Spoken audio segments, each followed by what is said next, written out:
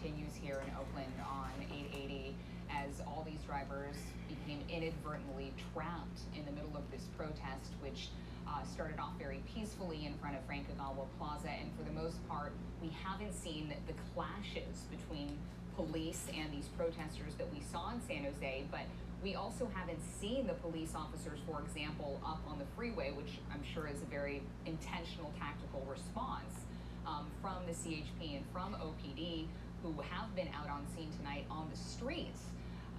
But so we haven't seen that clash that we saw in San Jose, but what we are seeing, of course, is these protesters getting close to these civilian cars, climbing on the cabs of these big rigs. It looks like this car right here, maybe just trying to turn around and go the wrong way down the freeway to get out of this.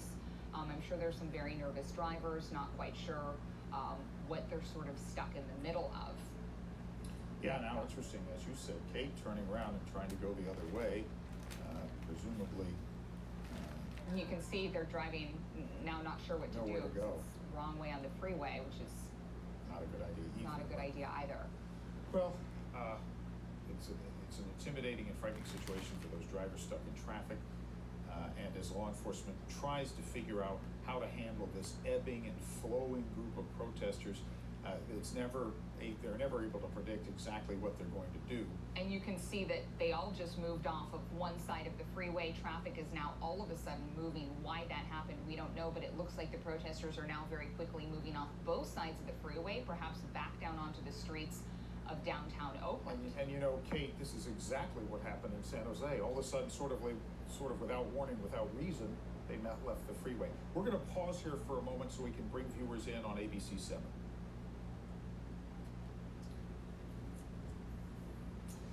And good evening to you, Dan Ashley, along with Kate Larson, with you, continuing live coverage. We've been on our digital channel online, bringing you live coverage of the ongoing protest tonight in Oakland. There was one all day long today in San Jose. Now the streets of Oakland have seen protest, and what you're looking at live from Sky 7 are protesters who just moments ago, as we came on here, left the freeway, having blocked both lanes of traffic for some time. Yeah, Dan, they were on 880. They moved on a large group of protesters about 8:50, about 20 or so minutes ago, and were blocking both lanes of traffic for quite a long time until 30 seconds ago. They all very quickly moved off one side of the freeway, then another, and you can see now both lanes of traffic are all of a sudden moving again. We just saw Sky 7 overhead, this intersection below the freeway. You can see, I know it's dark, but there are still groups of protesters on the freeway. This all started at Frank Agawa Plaza in front of City Hall. Several hundred people gathered there around 8 o'clock and then moved through the streets of downtown Oakland and then onto the freeway, Dan.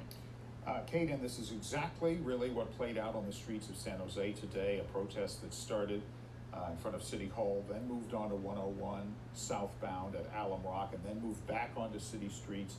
In that instance, we had several protesters arrested, and we had one police officer that we know of injured. To this moment, I don't know of any injuries or arrests in Oakland. No, I don't either, Dan.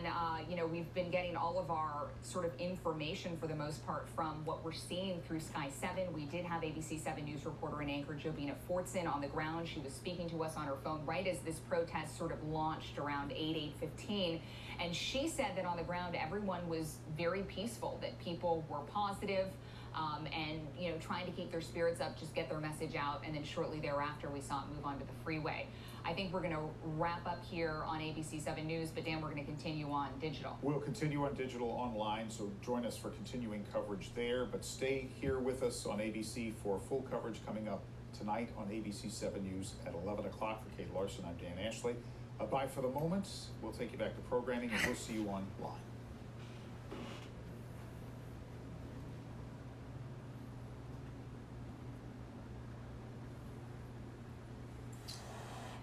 And we are back here on ABC7News.com streaming online. These protests that have been happening throughout the day in the Bay Area, first in San Jose, started around 2:30 this afternoon on Highway 101.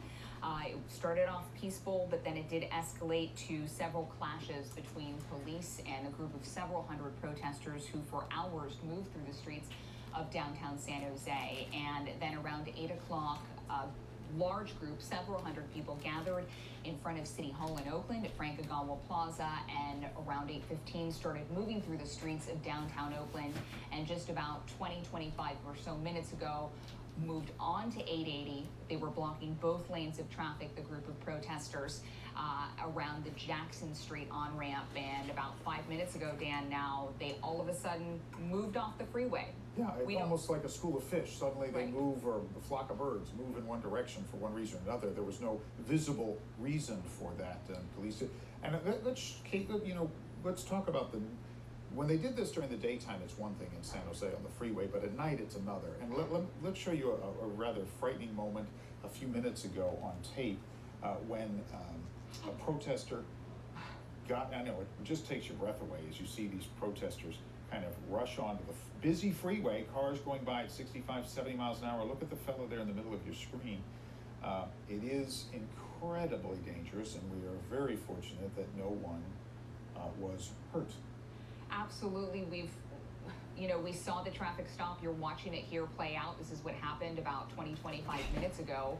And you'll see the protesters are now going to cross over the divide and move onto the other side of the freeway, stopping traffic there in the same manner. And then for 20 or so minutes, they gathered. They did climb on the calves of a couple big rigs for a while, but otherwise it didn't seem like there were any confrontations between the protesters and either the drivers.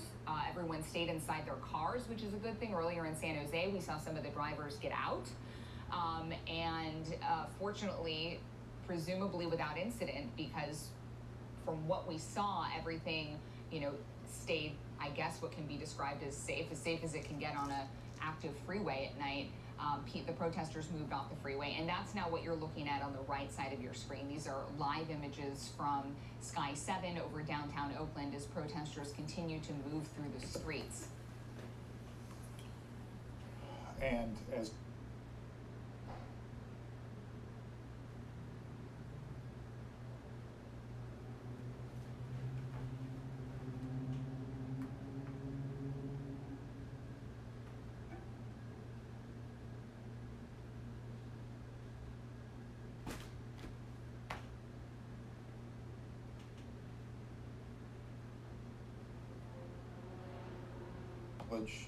no vandalism, no storefronts shattered, no real clashes with police. But of course, at some point, the protesters are likely, if history is our guide, to stop and gather someplace. And that is... Ya también implique una nueva normalidad en acceso a redes de protección social de las personas. And as we've seen many times over the years, that's when things often escalate. Well, and clearly OPD and CHP have made a decision not to, create encounters with this group of protesters. We did see some lines of police officers in tactical gear near the freeway before the group went onto the on-ramp and onto 880. But we haven't seen any confrontations like we did in San Jose. And we are seeing this group of protesters. We're continuing to monitor breaking news across the Twin Cities tonight. Curfew went into effect about 2 hours ago, and WCCO's Reg Tatman joins us again with details. Reg? Well, Amelia, protesters actually taunted members of the Minnesota State Patrol as they held a line there outside what is now the burned 3rd Precinct Station House. This was shortly before the 8 p.m. curfew that the governor set. Now, they held the line. They did not budge, but as soon as members of the Minnesota National Guard made their way west down Lake Street, those protesters were told that they were in violation of the governor's executive order.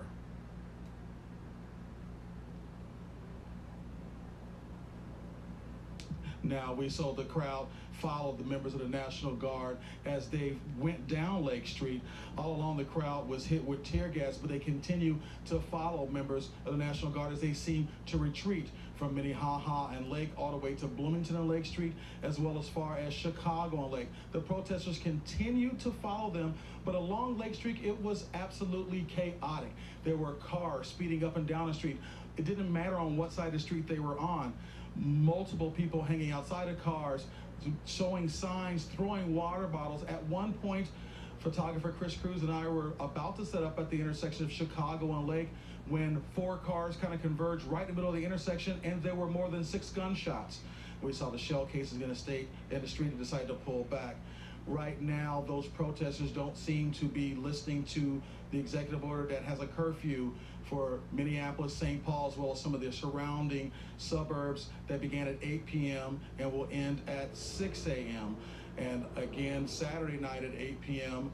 to 6 a.m. as well. Now, if you are in violation of this curfew, it is a misdemeanor, but you can be put in jail for 90 days or face up to $1,000 in fines. But it looks like these protesters are not caring about that. They continue to taunt the state patrol, law enforcement that is out there trying to keep the peace, as right now they are on the interstate stopping traffic and practicing civil disobedience. So right now, Amelia and Frank, it looks like this curfew is not effective as far as when it comes to protesters here in the city of Minneapolis. Rich, do you know, is the plan to just kind of contain them so they don't go crazy like they did the last couple nights, or the plan to actually just kind of and wait that's them what I out was and thinking. arrest Maybe they were trying to get them to a certain area, trying to corral them so that they would cause the least damage. But right now, there's more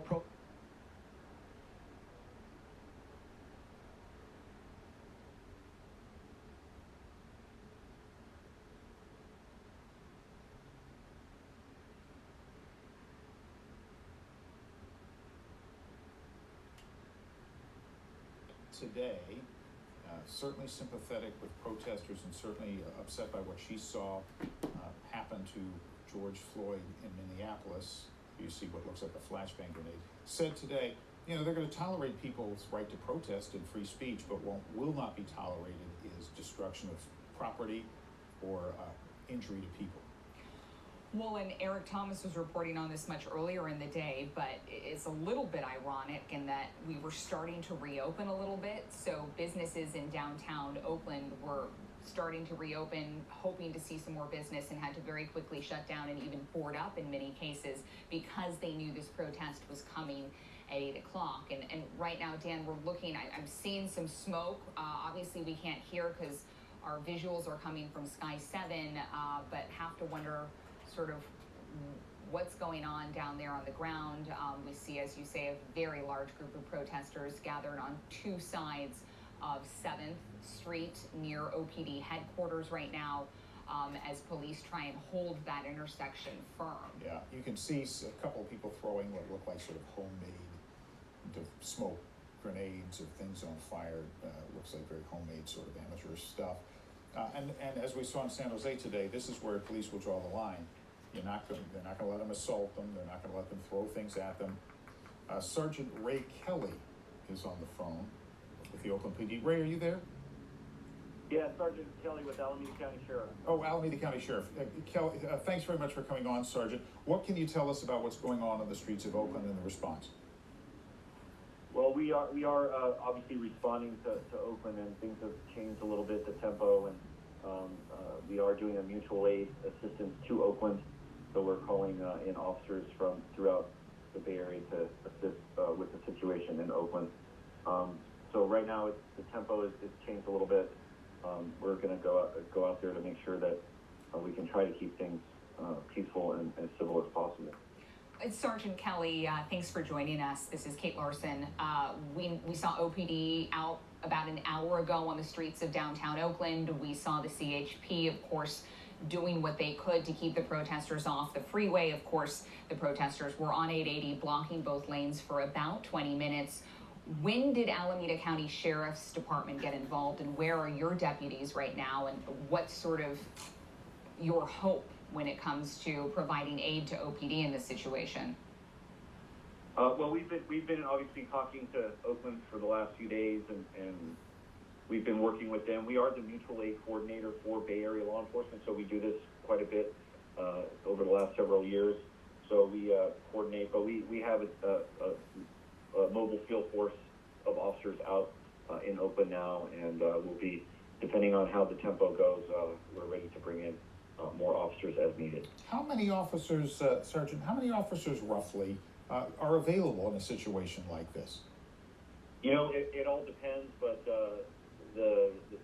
we've been obviously seeing what's been going on across the country over the last several days, and so a lot of agencies have held staff over. So most agencies will be willing to give us at least half of their workforce in a situation, depending on how difficult it gets.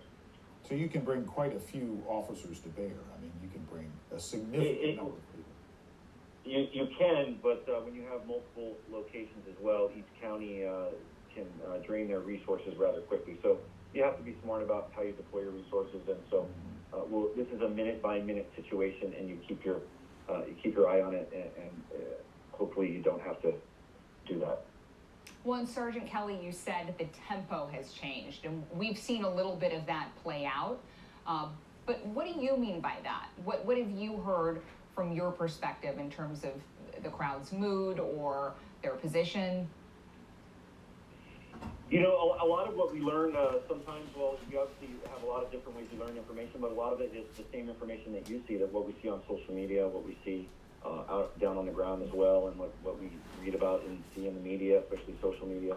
So, you know, you can tell kind of the tempo, and you can see a change in the crowd oftentimes in situations where you'll see the protesters that came out with children and families, they tend to leave, and then a different element comes in, you know, an element that we've seen over the years that oftentimes comes with backpacks and masks and other things coming to do badness in the community. So when you start to see those things, you know the tempo is changing. Yeah, I've seen that too. You know, you can sometimes sense that the atmosphere has changed. Let me ask you this question.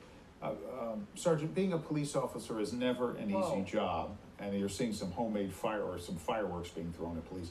Being a police officer is never an easy job. Becomes much more difficult, doesn't it, after an incident like we saw in Minneapolis? Talk a little bit about the challenges that something like that create for law enforcement everywhere. Well, you know, what happened in Minneapolis is heartbreaking, and what's unfortunate about law enforcement and our profession is that one incident anywhere in the country has this gigantic ripple effect, and it doesn't matter what patch you have on your arm or what city you're from. It's the fact that you wear a badge that you represent, in this case something horrendous that happened to a member of the community. So that sometimes is difficult. When you know in your community that you're doing a good job, that you're giving your all, and then your profession as a whole gets labeled for the act of one bad person that does something outrageous. And so all of our officers, many of us who have dedicated our entire lives to community service, these hurt. It definitely hurts, and you feel like you have to start over and rebuild that public trust every time something like this happens. And we make tremendous strides in law enforcement to be transparent, to be community engaged, and investing in our communities. And so when these things happen, it actually really hurts your heart in a way that. They are looking for alternate means to handcuff the protesters.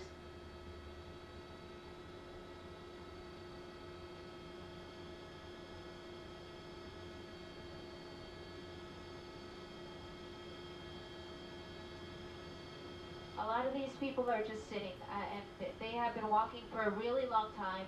If some of these protesters are the same ones that we saw at 4 o'clock, they've been walking the streets of downtown LA for over 5 hours. So they are now sitting down here just across from City Hall. But again, these are the protesters that the LAPD is getting to apprehend, getting ready to arrest.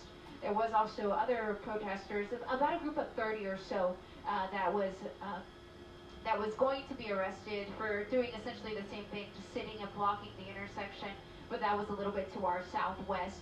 I don't know if all of those 30 were arrested or if they did leave as they were asked. But again, this is Spring and First, just outside of the steps of City Hall. Mr. Spring?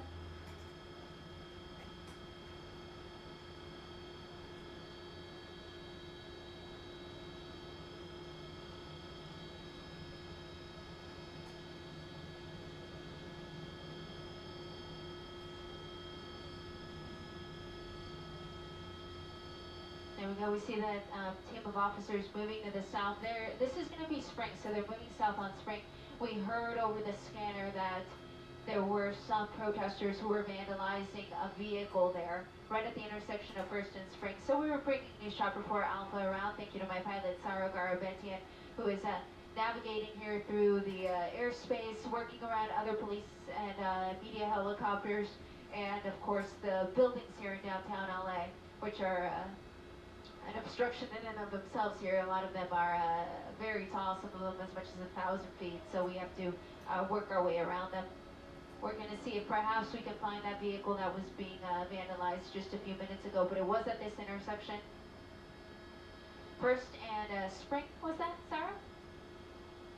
Okay, we're going to check real quick at First and Spring. Sarah hears that people may be breaking into cars near this intersection. We do see a few people out there, but these are officers.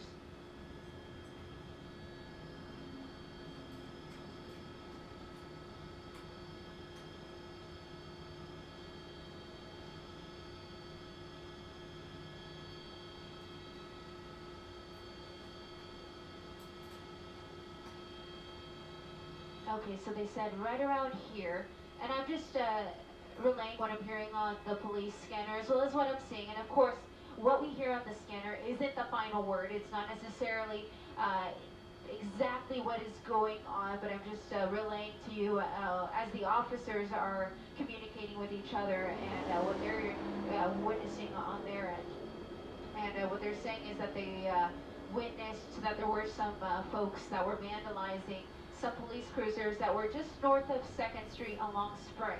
And these would be the vehicles here near that intersection. So I believe that these were the vehicles that they were referring to.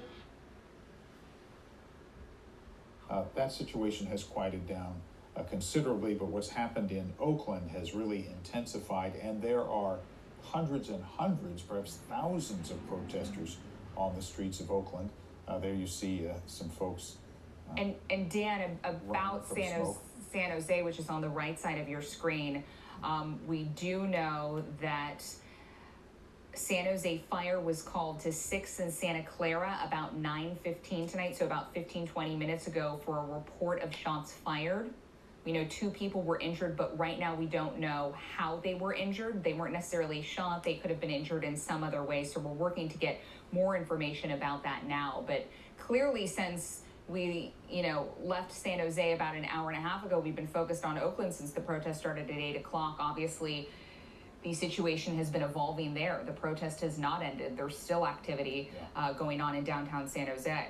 Yeah, there's still absolutely there's still activity. It has calmed despite the incident that Kate talked about that we're following. It seems to have calmed a little bit, and the crowd has thinned out dramatically. But it is by no means over in San Jose either. But as you can see the different, very different scenes on the left and right-hand side of your screen. Left being in Oakland, very, very active with thousands of protesters, perhaps that many, certainly hundreds and hundreds of protesters still on the streets and on the move. Dan, it looks like someone's got their hands up here in Oakland on the left side of your screen. Again, it's getting dark, so it's hard for us to make out all the details. Yeah, it looked like he had his hands up. Something's going on as police move towards him right there. He looks like he has got some things to say to the police, so he's yelling at them and now moving off in the other direction and being allowed to do so. Okay, now full screen live in downtown Oakland tonight. We just heard from Sergeant Ray Kelly from the Alameda County Sheriff's Office. Mutual aid agencies from the surrounding area can send up to half their force typically or potentially to respond to incidents like this. Of course, they have to leave enough officers in their local communities to protect the streets. But so they are, with mutual aid, able to bring significant resources in terms of personnel to bear, and equipment, vehicles and the like, to bear in a situation like this. And when you have something like this, hundreds and hundreds of people spread out on several city blocks in downtown Oakland, the city of Oakland simply can't handle that on its own. Its police department, they have to have help from other agencies, which is why that mutual aid system was set up for this very reason. Absolutely, and Dan, it looks like a crowd of people has their hands up in front of the police, the line of officers in tactical gear, which are pushing forward in a line as the protesters get closer to them. It looks like with their hands up in the air. Yeah, and the hands up in the air, presumably showing police, hey, you know, we mean you no harm. We're just here making a point, and don't shoot, don't push us, don't do anything. But they are aggressively standing their ground, and as we've seen, the tactic by police will be to slowly move them forward, push them further out of the way, down to the downtown area, and begin to take over city blocks so that the protesters sort of peter out and you know, the old expression, divide and conquer, and that's very much what they try to do. Absolutely, and it seems like police have been doing their best here in Oakland to give the protesters their space while also trying to secure blocks and move them and disperse the crowd. Obviously, they were attempting to keep the crowd off of 880, off of the freeway earlier. They were not successful doing that since the group did block traffic in both directions on 880 for about 20 minutes or so, and then now they're off, and it looks like they're in different pockets. And as Sergeant Kelly with the Alameda County Sheriffs, who's sort of coordinating the mutual aid right now to respond to this protest, said they're seeing it play out in different parts of downtown Oakland as well. We're seeing it move in different directions. It looks like perhaps tear gas. There's some tear gas. We know in San Jose there was an awful lot of flashbangs earlier, but that certainly got the crowd moving quickly, Dan. It did. You know, the tear gas, if you've ever, and I've been tear gassed before, and if you've ever had it, you probably have as well, Kate, covering stories. You know, you can't function.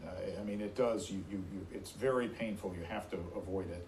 And the flashbang grenades, you can literally feel the concussion of that. It's very loud, very disorienting and scary.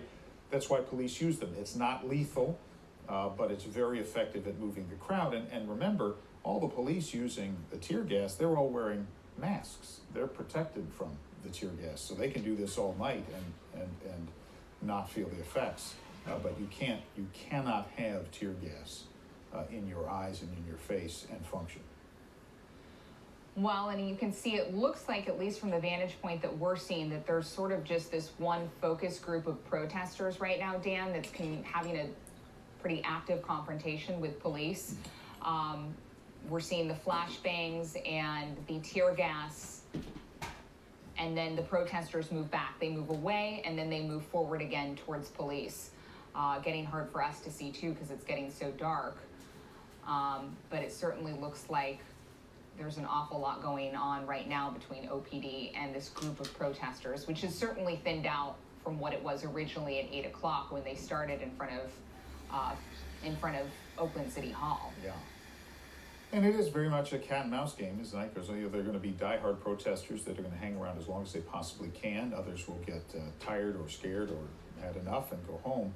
But they will continue to move around, and police will try to figure out how to anticipate where they may be headed or try to push them in certain directions to keep them in certain areas. And it's not an exact science, but police do train for this all the time. And of course, in the Bay Area, we are no stranger to street protests, so they get a lot of real world practice too. Yeah, and here you're getting a little bit of a different vantage point. You can see this group of protesters. It looks like they're kneeling, which has of course been a symbol for people protesting against police violence and brutality, which is exactly what happened this week, the tragedy with George Floyd in Minneapolis. And we're seeing it now play out across the country, and of course here in the Bay Area, as protesters first in San Jose and now in Oakland make sure that their voices are heard and make sure that people know that they're frustrated and they won't tolerate this sort of injustice anymore. And of course, this is all in the middle of a pandemic.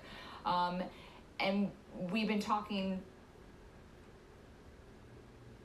To be live on the air, but of course we'll continue to bring you these images online. Again, spring it first, the heart of the activity of City Hall, where some people are being taken into custody. We saw one woman arrested, and then we also saw a man arrested just within the last few minutes. And again, we don't know exactly why those two individuals were selected out of the group.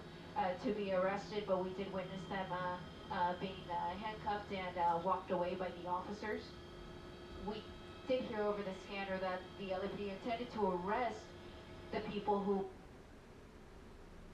were just outside of City Hall if they did not heed to the dispersal order. So that could be, in fact, the case that they put out the dispersal order and the protesters refused to leave.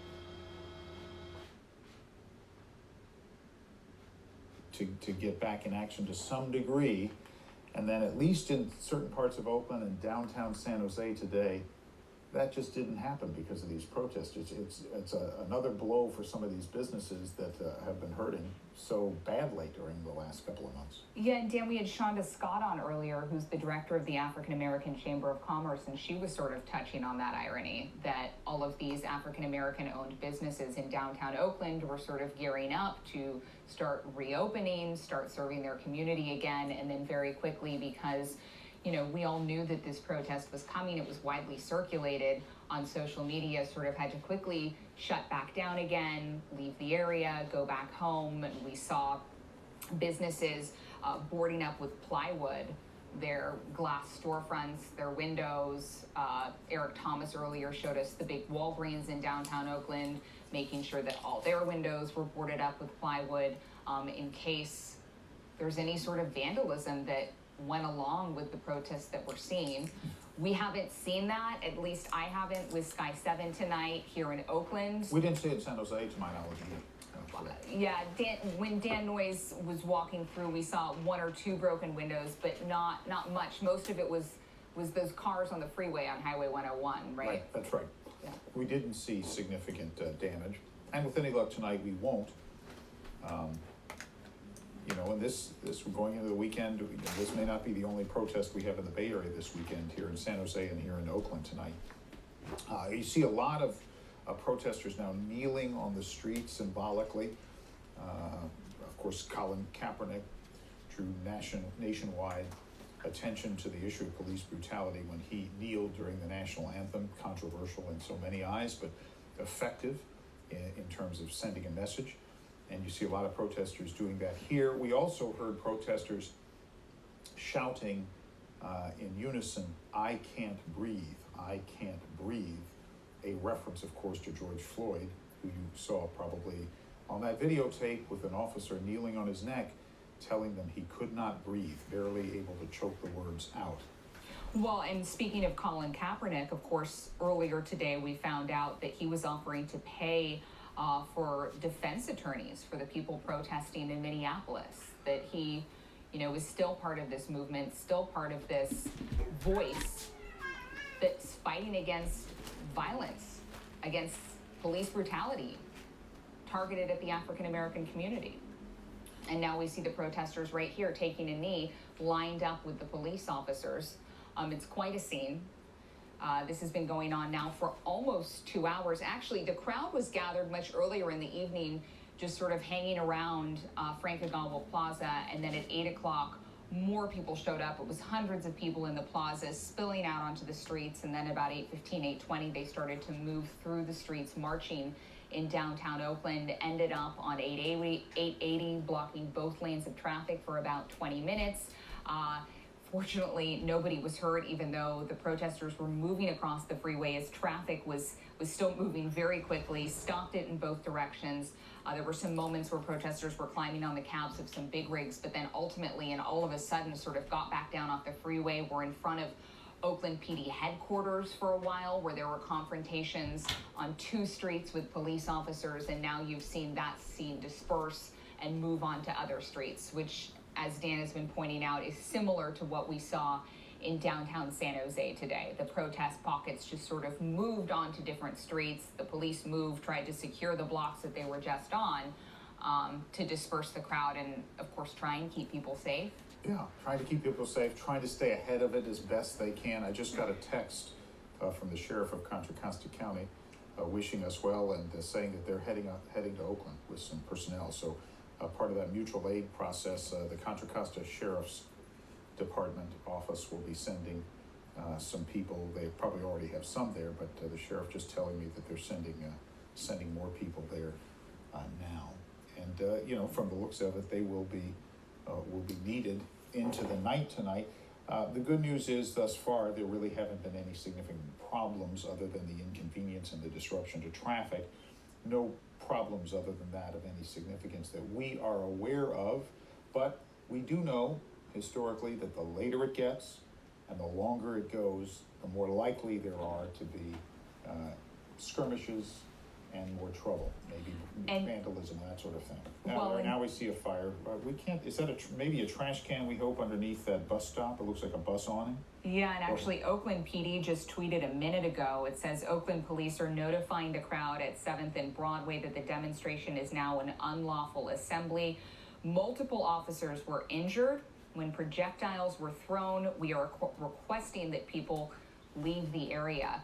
So that's what we were just seeing play out moments ago. Now, Dan, as you pointed out, something's on fire at a bus stop. Yeah, it looks like, I can't tell if it's the awning itself or something next to it. But by declaring it an unlawful assembly, this is exactly what happened in San Jose. After that happens, they begin to take more serious action to disperse it and break it up.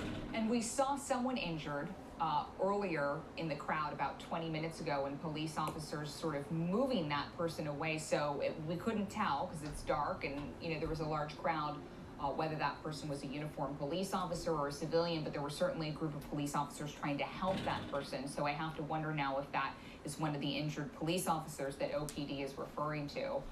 I sure hope. You know, that's just, case. It looks like a trash can. Yeah, I can't quite tell from this angle what it is exactly.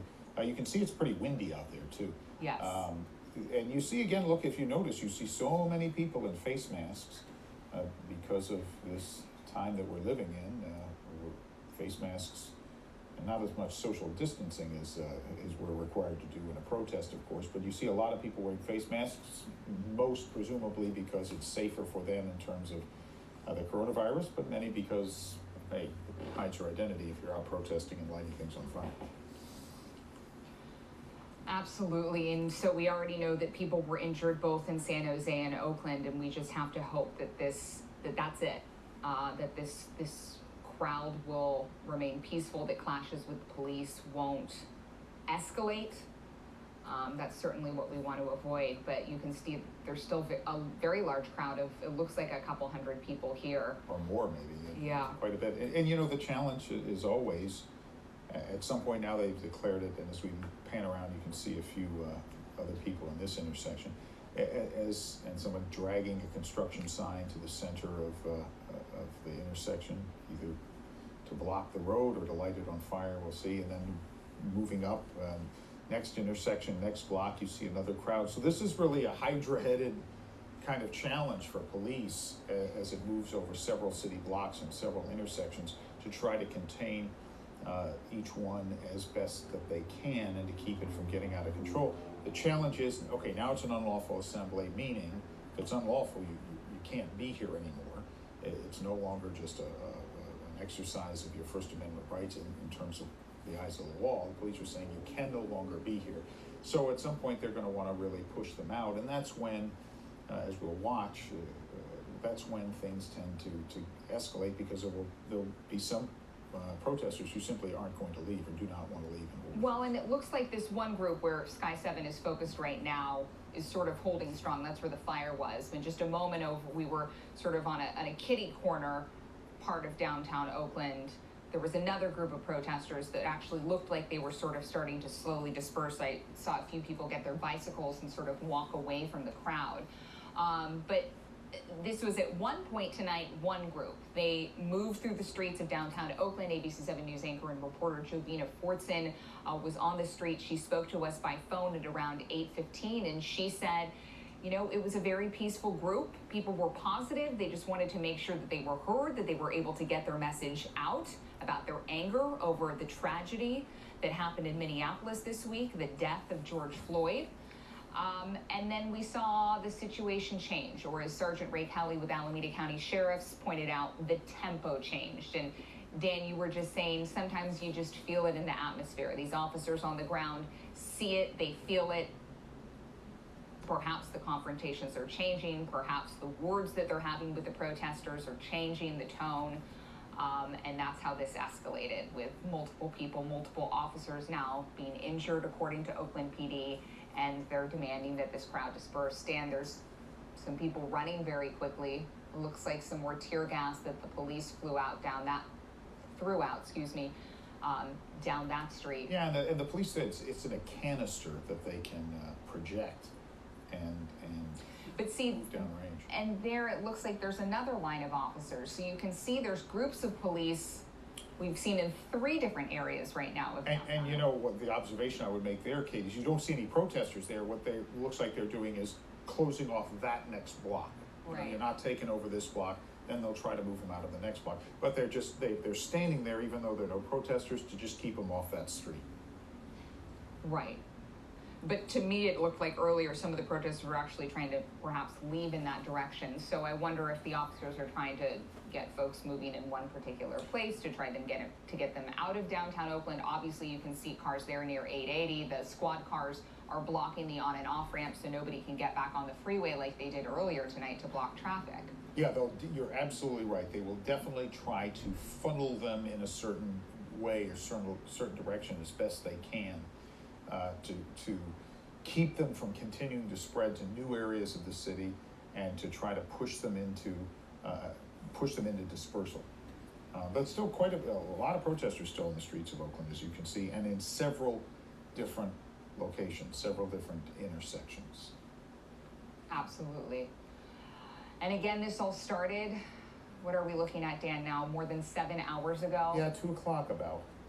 So 7-8 hours ago in San Jose, when a protest began after a long day of protests across the country. We saw protests in New York, Washington, D.C., Atlanta, of course, Minneapolis. There have been protests the past several days. Sure. You mentioned Tennessee. And then San Jose, we saw a very large crowd there. Our own reporter, Dan Noyes, very heroically took us through the streets of downtown San Jose, along with Sky 7, which is now over Oakland, as we're seeing one of the crowds of protesters. Nem nagyon akarok beszélni. Szia, János. Nézem, én is sodródok itt a hírekkel, kapcsolgatok össze-vissza, csak nem tudom, hogy ebből mennyit mutatnak majd nektek otthon. Ez most élőbe megy. Gondoltam, bekapcsolom, hadd nézzétek. Beszélni nem nagyon beszélek, mert ezt nézni kell, de láttam, hogy írsz. Hát ez most igen, a fekete fickó véget, akinek a nyakára a rendőr rátéldelt és meghalt, szerencsétlen. Ez most azért van. Which has not been entirely successful, but largely successful, and trying to prevent damage to property and real disruption to traffic and life in that part of the city. And in a lot of ways it's been successful, but this is when it becomes a little more difficult because the De most már egy jó ideje csak ezt mutatja, szóval ki is kapcsolom. Ez már unalmas, majd holnap valószínű, hogy több hír jön róla, aztán meglátjuk, hogy éjszaka folytatják-e a tüntetéseket.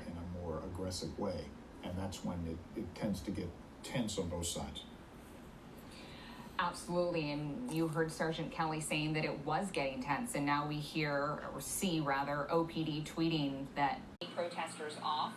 Can you describe what happened, if they just sort of moved around the officers, and if a decision was made to not create a confrontation, so they were allowed to move on the freeway? I'm just sort of curious how that all played out from your point of view. God, we've been lucky as a community that there hasn't been any severe injuries or deaths as a result of people going up on the freeway, and we're doing everything on our end, the California